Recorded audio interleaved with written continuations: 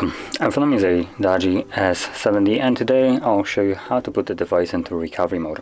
Now to get started you will want to hold the power key and select power off and simply wait for the device to turn off. And once that has happened you will then hold power key and volume up at the same time till we see the boot mode. So let's do that right now.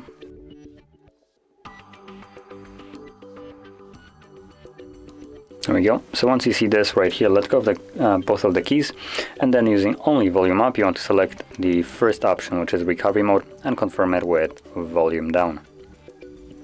And this will boot us into recovery mode.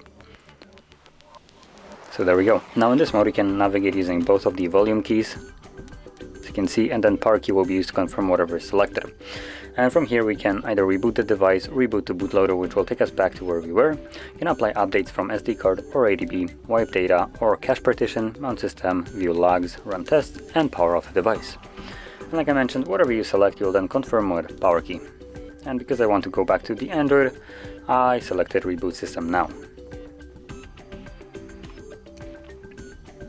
So let's give it a moment and it will reboot the device, and shortly we should be back in our operating system. And there we go. So if you found this video helpful, don't forget to hit like, subscribe, and thanks for watching.